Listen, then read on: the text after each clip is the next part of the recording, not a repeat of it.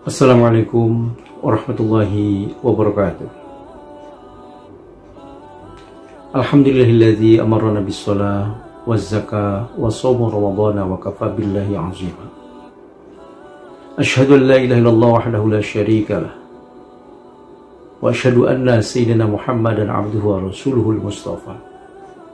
Allahumma shalli wa sallim ala sayyidina Muhammadin wa ala alihi wa ashabihi ahlu sidqi wal wafa.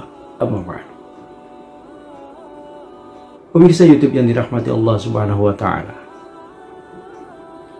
Di dalam Al-Qur'an Allah mengelompokkan manusia menjadi dua kelompok. Kelompok yang pertama adalah manusia yang selalu sulit menerima kebenaran yang datang dari Allah dan Rasulnya, sehingga perbuatan mereka cenderung selalu berbuat ingkar kepada Allah. Nah, manusia yang demikian itu Allah menyebutnya dalam Al-Quran syarrul bariyah, manusia terburuk. Lalu yang kedua, manusia yang selalu menerima kebenaran yang datang dari Allah dan Rasulnya. Bahkan mereka selalu menyikapinya dengan iman dan takwa. Nah, manusia yang demikian Allah menyebutnya khairul bariyah, manusia terbaik. Pemirsa, kita semua, termasuk saya, bahkan pemirsa, tentu menginginkan agar masuk dalam kelompok khairul bariyah, manusia terbaik. Tapi pertanyaannya adalah bagaimana caranya agar kita masuk dalam kelompok khairul bariyah itu? Seorang ulama besar yang berasal dari Damaskus, Syria, yang hidup sekitar abad 13 Masehi, itu yang bernama Syekh Ibnu Qayyim Al-Jauziyah, mengatakan bahwa apabila kita ingin masuk dalam kelompok khairul bariyah, maka hendaklah kita bingkai kehidupan kita dengan 4 hal. Yang pertama, takwa. Yang kedua, ilmu. Yang ketiga, amal soleh. Yang keempat, akhlakul karimah. Kalau kita bingkai kehidupan kita dengan 4 hal itu, insya Allah kita akan masuk dalam kelompok khairul bariyah, manusia terbaik. Dan takwa itu tidak sempurna kecuali dengan ilmu. Dalam hadis yang lain Rasulullah pun bersabda, "Man aradad dunya fa'alaihi bil ilm." Barang siapa yang menginginkan kebahagiaan hidup di dunia, wajib atasnya memiliki ilmunya. "Wa man aradal akhirah fa'alaihi bil ilmi." Dan barang siapa yang menginginkan kebahagiaan hidup di akhirat, wajib pula atasnya memiliki ilmunya. "Wa man aradahuma fa'alaihi bil ilmi." Dan barang siapa yang menginginkan kebahagiaan hidup keduanya, dunia dan akhirat, wajib atasnya memiliki ilmunya.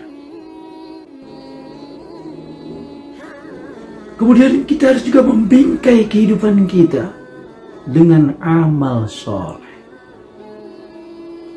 Amal soleh inilah yang akan menolong kita nanti di alam barzakh, alam kubur. Salat kita, puasa kita,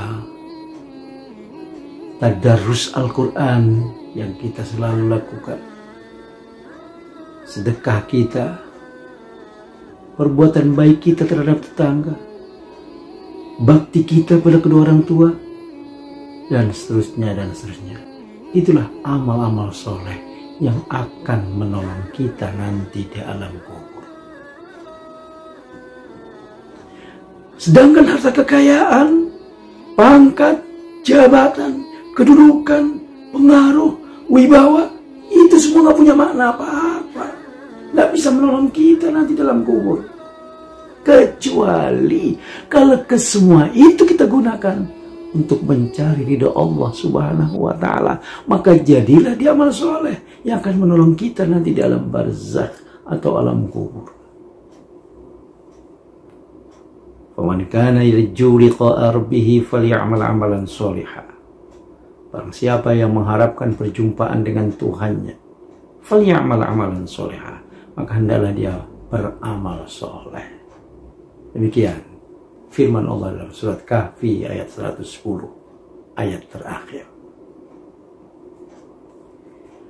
Kemudian yang keempat, kalau kita ingin memperoleh atau kita masuk dalam kelompok khairul bariyah, kata ulama yang bernama Syekh Ibnu Qayyim al-Jauziyah, maka kita harus bingkai dengan akhlakul karimah. Fa'alaihi bil akhlaqil karimah. Maka wajib atasnya memiliki akhlak yang mulia. Sebab Rasulullah diutus ke muka bumi untuk menyempurnakan akhlak. Innama bu'ithu liutammima makarimal akhlak. Sesungguhnya aku diutus ke muka bumi ini adalah untuk menyempurnakan akhlak. Pemirsa YouTube yang dirahmati Allah Subhanahu wa Ta'ala, itulah 4 hal yang harus kita gunakan untuk membingkai kehidupan kita agar kita masuk dalam kelompok khairul bariyah. Takwa, ilmu, amal soleh, dan akhlakul karimah. Demikian kultum yang dapat saya sampaikan dalam kesempatan ini. Mudah-mudahan ada manfaatnya. Billahi taufiq wal hidayah. Wassalamualaikum warahmatullahi wabarakatuh.